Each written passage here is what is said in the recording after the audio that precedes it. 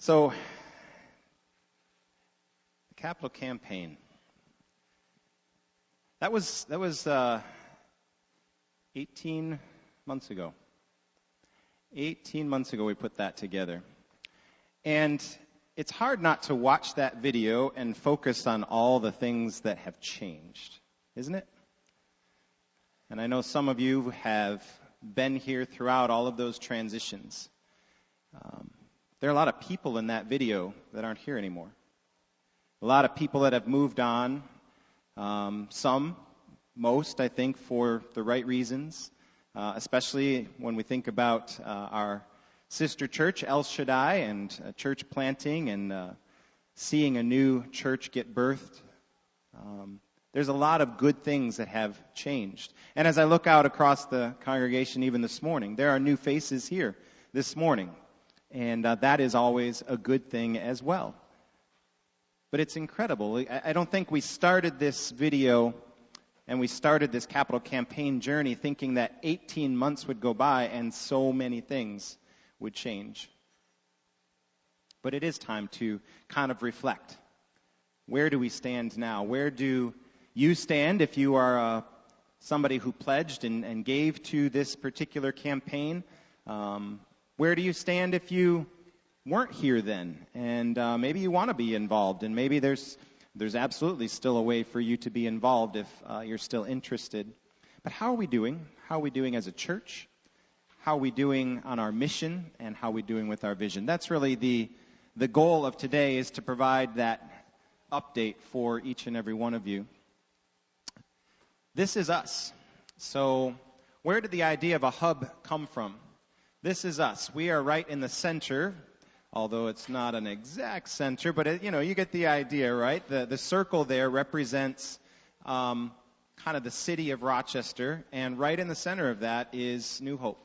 So our location here was the idea that we sort of see ourselves as being ideally or centrally located within the city of Rochester, with pretty good access to all four quadrants, even though we made more than four in that, 6 there. But there's, we think about ways that the city gets broken up, whether it's the 19th Ward or the South Wedge or the Northeast side, the Beechwood neighborhood, the Northwest side. We think about how the city kind of gets divided up, and New Hope has access. And those little red dots all represent homes. People that are currently connected to us. And so you can see that we have people living throughout the city of Rochester. So when we read about our vision as being the hub of life transformation, right? That's the idea. That's where that came from. So this is then and now. The picture on your left is one that I took way back in the early spring of 2017. And here we are today, the one on the right. Sorry I didn't get a nice sunny day like the first one. I didn't mean to not do that, but you can see how much has changed. It's a little bit hard for you guys to see in there, but all the buildings are going up. Obviously, the on-off ramp there wasn't done a year and a half ago. It's done now. Some of you take advantage of that. You just get off and come right across the road to our parking lot. So that was then and now. So as the city's been changing, and if you'll recall when we first started this, the idea was that as the city changed, as our streetscape changed, we wanted to be changing with it. We wanted to keep up with the momentum that the city was investing. Just a little slightly different angle. So you could see right now there's more buildings, more maybe townhouses, condos going up, and continues to develop and fill in that space. You can see what wasn't there and now maybe what is there. More to come, right? So that whole corridor up and down Union Street is massively different in just a year and a half. This was our vision. This is what we came up with, to be a hub of life transformation that brings the hope of Jesus Christ to all four quadrants of the city of Rochester. The idea being that we would both go into our neighborhoods, into the quadrants of the city, but also that we wanted this space to be a welcoming space. We wanted this space to be one that people could utilize for a variety of different reasons. So there was a component that was sort of bricks and mortar. So we wanted to be a building that became a little bit more indispensable to our neighborhood. And then there was also this idea of being indispensable people. The motivation behind that, and you've heard this maybe in some other context, that is, if we didn't exist, would this neighborhood miss us? If we didn't exist anymore, if we had to go out of business, if the church had to close, would this neighborhood miss us? And we don't want to be a church that is kind of nameless and faceless and without impact in our community. It's nice that we all gather together on Sunday, but what difference is that making in our lives, and then as we go out into the community, what difference is that making out into the community? So there were two components. These were the two components to our capital campaign, a bricks and mortar component and a people component. So let's just focus on the bricks and mortar piece first. The capital campaign, I'll just give you some metrics. Those of you that are interested in the numbers and how we're doing so far on the actual financial commitments.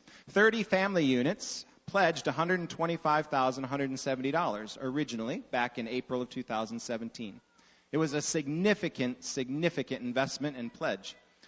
Really far exceeded even some of my goals, not the goals of our campaign chair, Orlando Thomas. He kept saying, dream big, dream bigger, dream bigger. And finally we got up to a number where he's like, okay, I think that's probably good. And guess what that number was? It was $125,000, and we met that goal originally as a pledge. So thank you to Orlando Thomas for casting vision that was a little bit bigger than my own, and I thank him for that.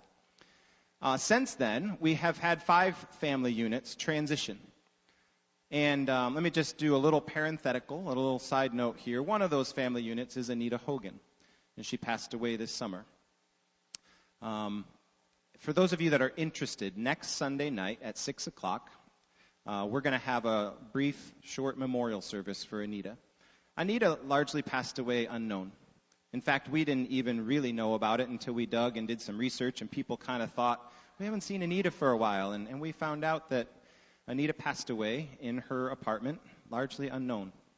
And I don't know. We tried to track down some family, really couldn't find anybody. We know she has a brother, and there's some cousins, but we really couldn't find anybody that she left behind. There was no service for her, and so some people here are very interested in just having a time of closure for Anita. So I'll invite anybody that would like to come on next Sunday evening at 6 o'clock. We'll be in here, and we'll just have a memorial service. And to an extent, obviously we'll be mourning Anita's loss, but some of these other families, and you saw them in the video, and some of you know them, some of these other families have transitioned on, and there's also a hole in our hearts for them as well. And we're missing some people. And that makes it hard to kind of think, what's this vision, and what's our momentum when we're missing these people, and how do we keep growing, and how do we keep incorporating in new people and also celebrating their lives, but also kind of grieving and lamenting. And so I think next Sunday night kind of looks a little bit to me like that opportunity for us to just reflect a little bit more on who we are.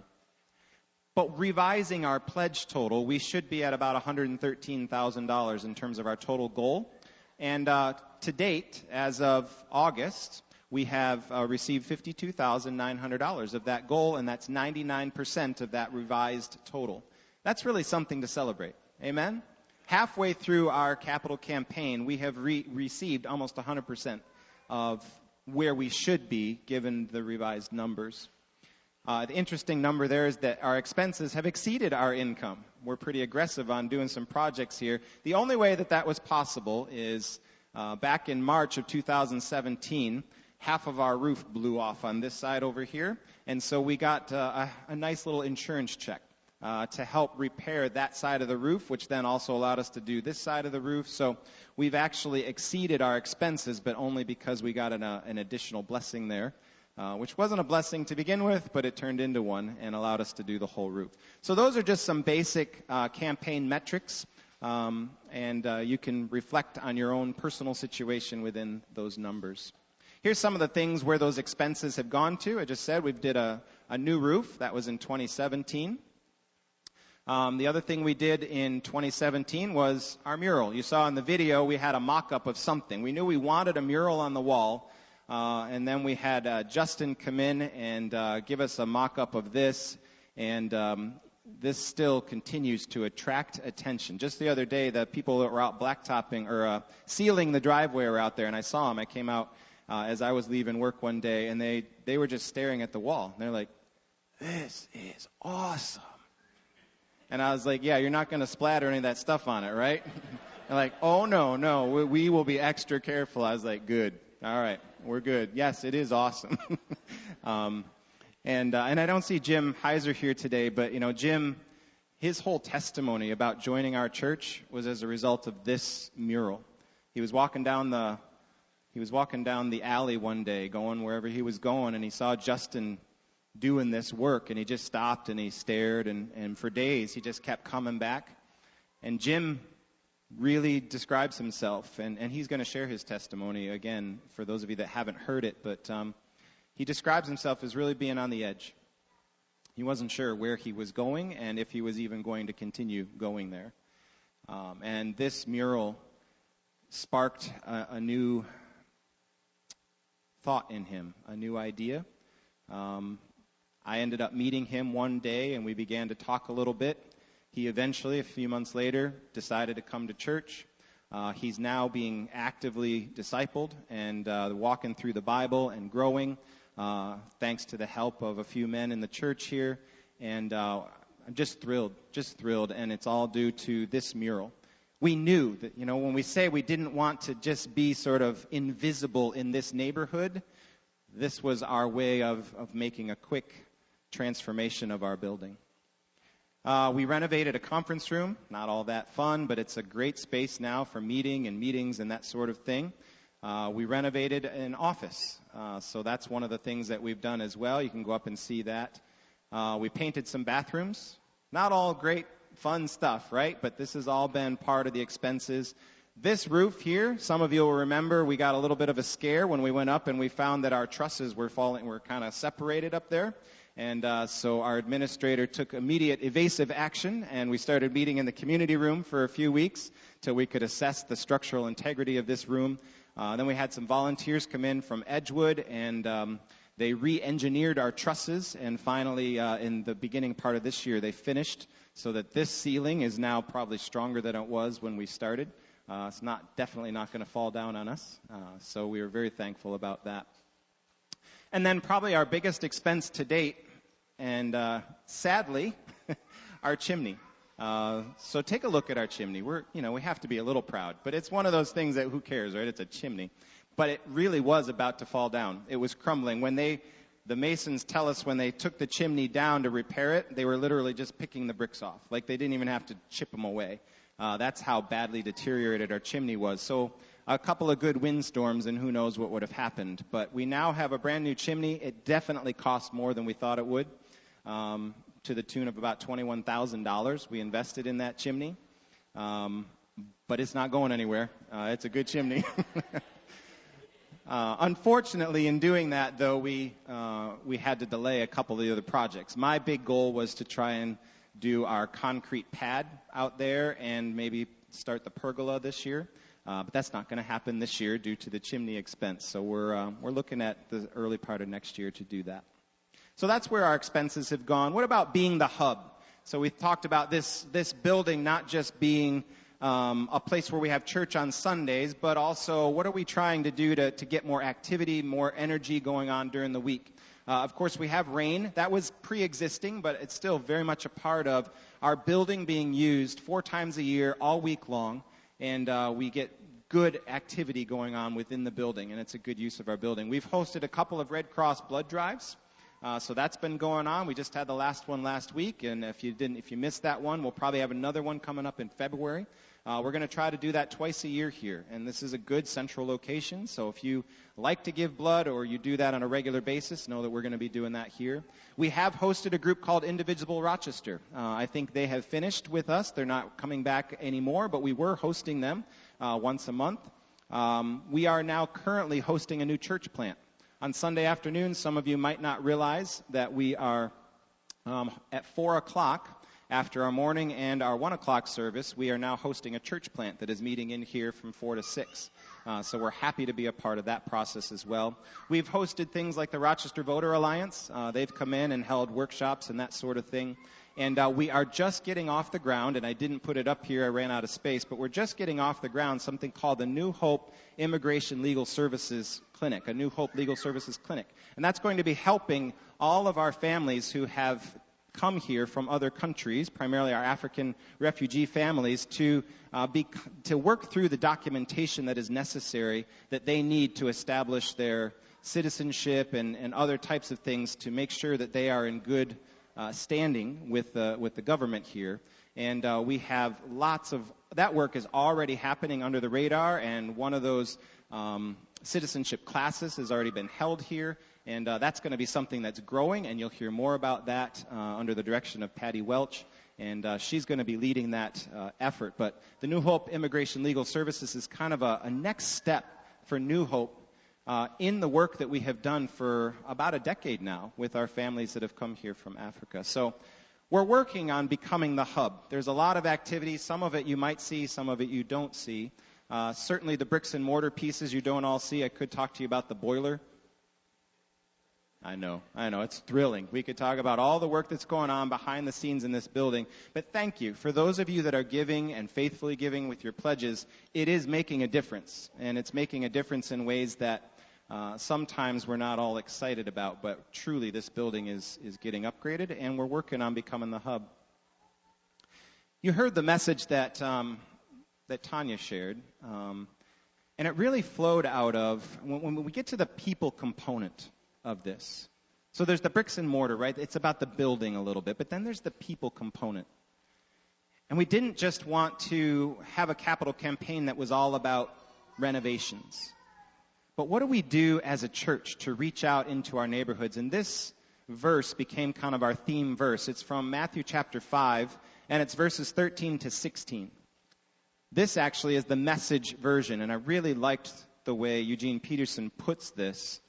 And it really spoke to me and spoke at the time of our capital campaign. And here's another way to put it, he says. You're here to be light, bringing out the God colors in the world. God is not a secret to be kept. We're going public with this, as public as a city on a hill. If I make you light bearers, you don't think I'm going to hide you under a bucket, do you? I'm putting you on a light stand. And now that I've put you there on a hilltop, on a light stand, shine. Keep open house. Be generous with your lives. By opening up to others, you'll prompt people to open up with God, this generous Father in heaven. Isn't that just a nice way of thinking about our role as people, our role as image bearers of Jesus Christ? He lives in us, and we are to shine and reflect that out to others.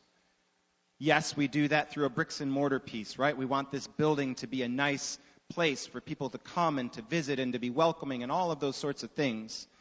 But a building means nothing if the people inside it aren't alive and sharing that same light and sharing and shining what's going on inside of our hearts and sharing that good news. And so this became our theme verse throughout the entire capital campaign, and it's kind of remained sort of a theme for us. Are we shining? Are we making a difference? Are we moving into our neighborhoods and touching the people that we rub shoulders with on a day-to-day basis, whether it's at work, or maybe it's in your neighbors at home, or maybe it's just when you go to the grocery store. Wherever it is your light shining? Are you letting people know what difference God has made in your life? That's really the heart of this. When we thought about that verse, we came up with this particular strategy. We wanted to target urban neighborhoods where we have people living already. I showed you that graphic early on. There's a lot of people living within the city already, and we said, well, let's not try to reinvent the wheel. Let's just go to the neighborhoods where they live. And then we'll work with those people who already have a plan. So if you're living and working in the city already, maybe your heart's already moving. And at the time, we were thinking about the community houses over in the Beechwood neighborhood. And there was a lot of stuff going on at the Beechwood neighborhood already. And so we're like, let's join with all the work that's going on over there and connect with those who aren't urban, because we have a variety of people within our church. Let's connect those who aren't necessarily urban with those who are, and then we can be this bridge between resources and needs and kind of think about our ministry in that way. So that was our strategy, and there was a lot of momentum around that. And then there's been a lot of transition in our community houses, and a lot of things have changed in our community houses, and we're kind of regrouping on all of that. We're kind of rethinking what is going on, what is happening in each of our neighborhoods, and we've got to kind of reevaluate. Where are we making those investments, and how are we making those investments? And even as we have gone along, one of the new things that's happened here, we had a former church member, and I say former like many, many years ago. He came back and visited us over the summer. And he's urban. He likes the city. And he looked at our church now in relation to downtown and how we're connected and the streets are connected and all this building up is happening between us. And he's like, you guys really ought to start thinking of yourself as a downtown church. Maybe before we were a little bit cut off.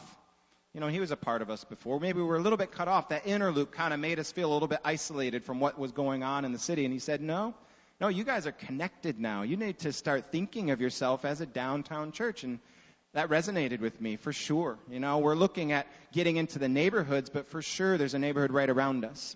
And Richmond Street right here, there's a lot of young professionals that are moving in here, and there's a lot of college students that are moving in here, and there's also the building projects that are going on over there, the apartments and the condos and the townhouses that are going in over there. There's a lot of change that's happening right in this neighborhood. So I'm not discounting that this neighborhood is also an area where we want to make an investment. But we are committed to going where the Lord leads and where the Lord puts on your heart for us to go as well. What do we do now? How do we stay on track?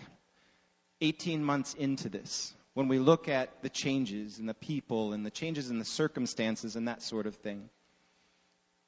This is actually a slide. I didn't change it one bit. This is a slide from back in April of 2017.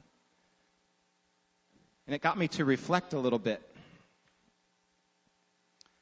When Jesus was walking the earth, and he got halfway through, he started out with a bang, and a lot of people were really interested. A lot of people were really committed. A lot of people were excited even. Because what was he doing? He was healing people, and he was doing all this dramatic stuff, and there was something new, and there was a lot of energy around what he was doing, and that kind of continued until sort of the last half, when he started transitioning to getting ready to be crucified. And he sat down, and he would have these longer conversations with people, and I think it started to become a little bit more apparent that it wasn't just about the dramatic stuff.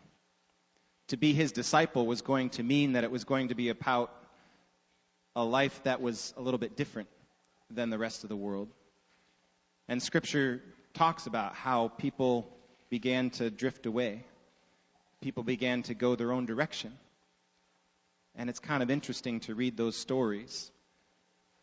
And so I was reflecting a little bit upon that in our own journey, and how if we want to continue to be this church that has a vision to reach this city, and if we want to continue to be a church that's on mission, it's not like it's a 3-year only thing, right? We're kind of setting ourselves up for a much longer term, but even now, reflecting on our circumstances, we must be these 3 things.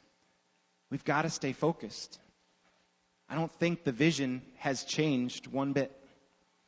I believe that God called us to the vision that he called us to.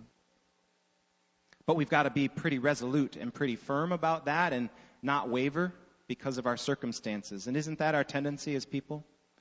Isn't the tendency really to hit a rough patch, to go through a difficult season, to struggle with something, and then all of a sudden to start questioning the mission and the vision?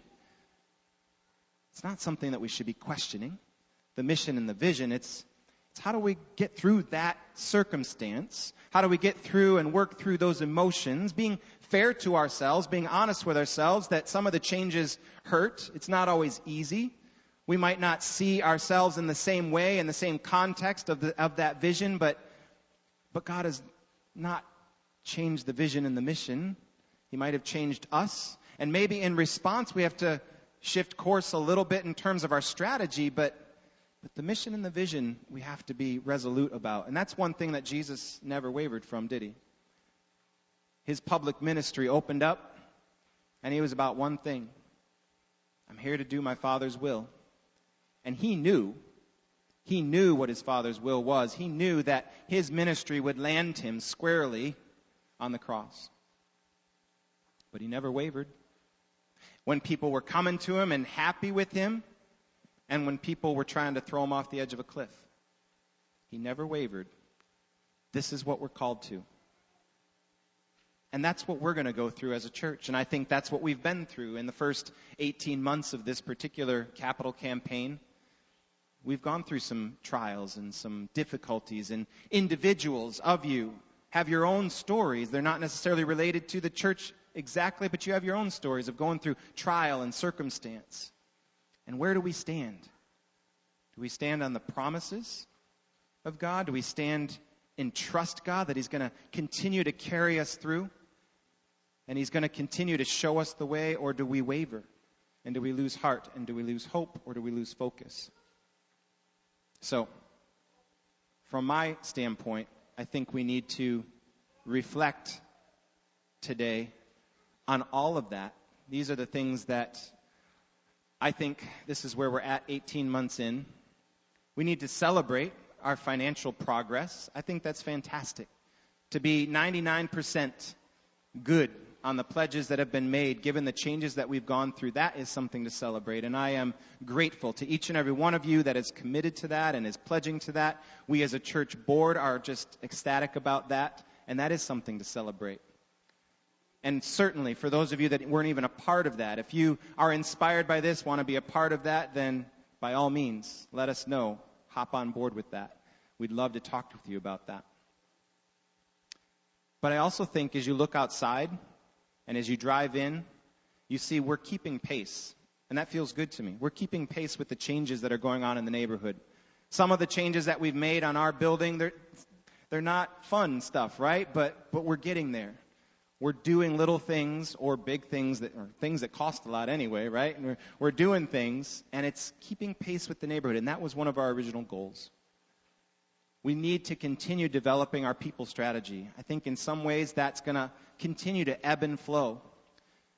This fall we're going to be doing some things to kind of reimagine what that looks like, what our strategy looks like. We're going to be inviting all of you to be a part of some small groups, one-time commitment only, just one meeting with some of you in people's houses, and we're going to reflect and ask you to give some feedback on where you think you're at and some of the things that we could do better, some of the things to connect with you, to help resource you to grow in your faith and your discipleship. We're calling them kind of discipleship focus groups.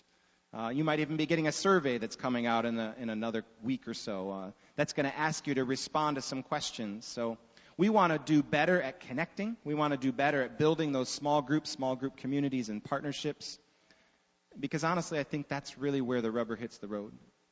Sunday is great, right? But some people live Sunday to Sunday, and they're just hanging on by a thread throughout the rest of the week. And we need each other. In small group contexts, we need each other to encourage one another, to build that community, that support network, because that's really where life is lived. And so we're going to be encouraging each and every one of you to be a part of a small group again. We've done this last year, and it worked pretty well, but we're going to be doing that again. So be on the lookout for that. But our people strategy may consistently change, whether it's how are we going to reach Richmond Street? How are we going to do some outreach and let people know that we're here and that there's opportunities for them? Or how are we going to get into the 19th Ward and make a difference in that community? What's going on in the South Wedge? What's changed up in the Beechwood neighborhood? And what do we need to be reimagining about Beechwood or up on the northwest side over by Maplewood and other things? What can we be doing? So ask the Lord. You know, there is a place for a leader to cast a vision, right? But there's also a place in our church, the Free Methodist Church, for anyone who is called of God to help inform that vision and inform that strategy. It's not just for me to stand up here and articulate, this is where we're going and you need to get on board. It's for all of us to collectively discern the will of God and then to discern together how we're going to accomplish that strategy. So I invite each and every one of you to be prayerful about our mission, about our vision, about our role. Where do we need to be investing and what difference do we need to be making? But one of the biggest takeaways 18 months in is I think we are making progress. I think we are making progress. It looks a little different, right? There's some things that look different. There's people that look different. But it's fantastic. And for those of you that are new to the church, you are absolutely a part of this mission and vision with us. And we are excited to have you be here and be a part of this mission and vision. So if you want to know more about that, or if there's ways that you would like to plug in, things that you'd like to be doing more, please talk to me. Talk to some of the leaders of the church, and let's get you plugged in. Let's be a part of what's going on. Because there's all kinds of opportunities and things happening in the background. Amen? So this is our kind of midway update. And just encourage you guys to be in prayer. Be rethinking where we are in this journey and where we are together. I'd like you to take a few minutes now and just reflect in your own way, in your own time. There's prayer cards in front of you. There's an opportunity to share a tithe or an offering, a gift, anything. Our ushers will be able to receive those. We have a basket up here if you'd like to at some point during one of our closing 2 songs. But we're just going to give a few minutes for you to reflect. We'll sing a couple closing songs and then we'll be done. Next week we will be kicking off a new sermon series. I've titled the series, I Just Don't Get It. And we're going to be working through the story of Jonah for 3 weeks. I just don't get it. It'll be an interesting opportunity for us to reflect both upon our view of God, but also our view of the world and the people around us, and how sometimes those things don't always align. And when they don't align, what do we do with that? How do we respond to that? So if anybody you know, friend or family member, might be need to hear that thought or some of the thoughts that will be shared, please invite them.